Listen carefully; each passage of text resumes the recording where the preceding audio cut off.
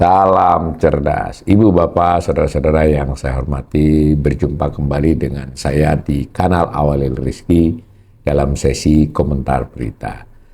Berita yang saya soroti kali ini terkait dengan rencana PNM menjadi bank UMKM. Yang saya bacakan adalah berita yang memiliki narasumber dari Perbanas, seorang ahli perbankan.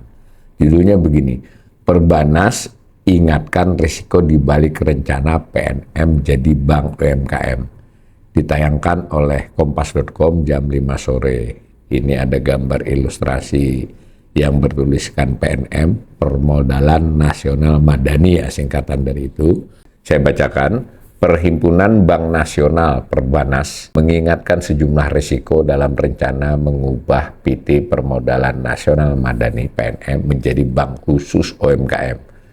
Chief Ekonomis Perbanas, Julipan Saprian, menilai tujuan memperluas akses pembiayaan UMKM penting. Nah, ini yang dikutip adalah dari Chief Ekonomisnya Perbanas, Perhimpunan Bank Nasional, Pak Julipan Saprian, mengakui untuk perluasan akses pembiayaan UMKM itu penting.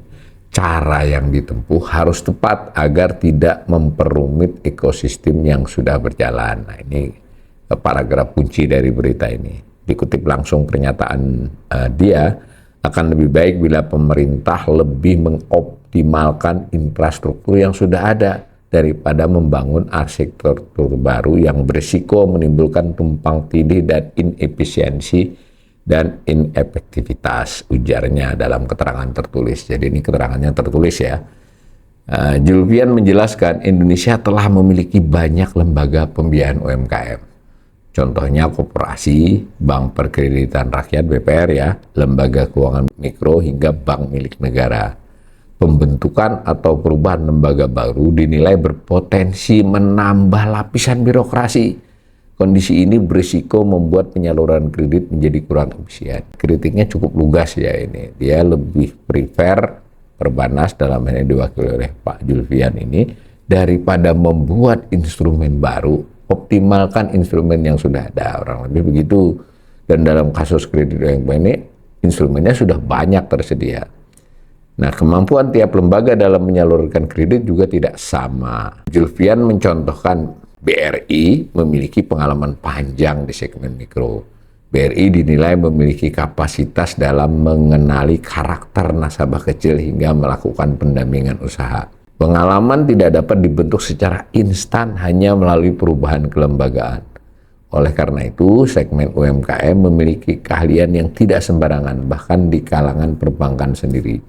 Julfian juga menyoroti perbedaan mendasar antara penyaluran subsidi dan pemberian kredit. Nah, ini poin lain ya. Kalau yang tadi poin pertama soal pengalaman, BRI diberi contoh, kalau PNM kemudian menjadi bank. PNM memang berpengalaman tetapi sebetulnya harus diakui PNM sebelum ini juga pengalamannya tidak seluruhnya bagus dan itu dia juga baru sekitar 3 dekade, 4 dekade kalau BRI udah lama banget.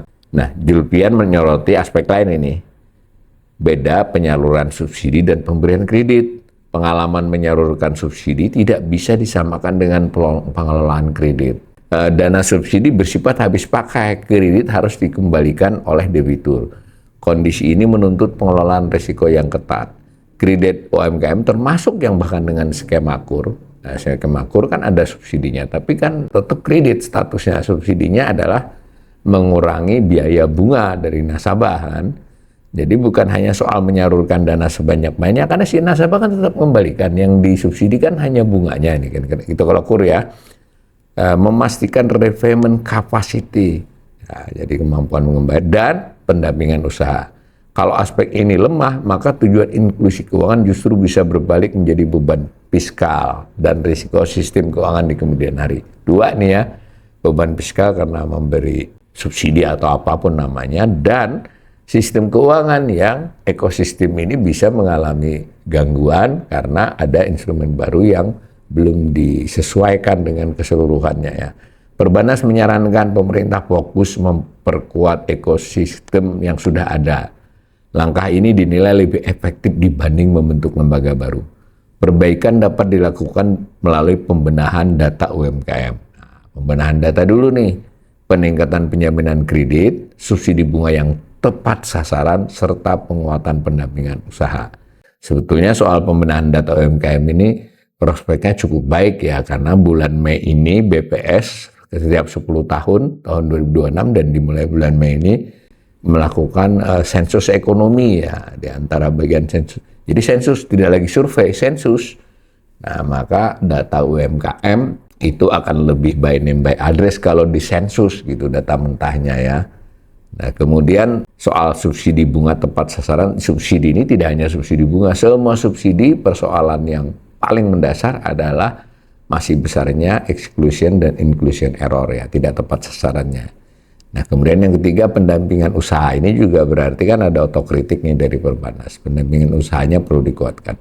Pendekatan ini dinilai memanfaatkan lembaga yang sudah memiliki pengalaman di lapangan. Jadi tentu BRI punya kelemahan, BPR apalagi, kemudian juga koperasi. Nah, itu yang diperbaiki gitu. Jadi kalau tujuannya adalah memperbesar akses, maka strategi yang lebih prudent adalah memperkuat dan mensinergikan institusi yang sudah punya rekam jejak. Disebut lagi nih, ada Kospin, ada LKM, ada BPR, dan jaringan perbankan Himbara, terutama BRI, ketimbang mendorong peran baru yang berada di luar core expertise-nya. Rencana pemerintah mengambil alih PNM dari BRI muncul dari keinginan memperkuat penyaluran kredit usaha rakyat. Nah, KUR sebenarnya nih. Menteri Keuangan Purbaya Yudi Sadewa mengusulkan PNM dialihkan di bawah kendali Kementerian Keuangan. PNM kemudian ditransformasi menjadi bank khusus UMKM. Bisa kebayang ya. Saya sebagai ekonom merasakan ini kenapa Perbanas berkomentar seperti ini. Jadi ini PNM diambil alih di bawah Kementerian Keuangan. PNM ini kan adalah BUMN ya, dan sebetulnya sudah diambil oleh BRI dalam konteks dia jadi satu korporasi besar dengan BRI, tapi memang berdiri sendiri sebagai korporasi cuma di bawah kontrol BRI. Nah, ini ditarik ke Kementerian Keuangan. Ini kan unik kan ya. Kementerian Keuangan ini birokrasi ya, PNM ini PT. Jadi terlepas Kementerian Keuangan punya beberapa, antara lain Geodipa itu kan yang disebutkan. Sebenarnya ada juga SMI ya, PT punya yang belum digabungkan ke Danantara, mana di bawah Menteri Keuangannya ada beberapa. Nah, ini kan kelihatan ini bahwa proses ini saja akan memakan waktu dan banyak aturan itu yang harus dipastikan. Nah, nanti si PNM-nya kemudian nih menjadi apa kalau jangan sampai menjadi bank itu adalah penyalur subsidi, meskipun memang rencananya mungkin nanti kurs semuanya lewat PNM, kan gambarannya seperti itu nih kesannya.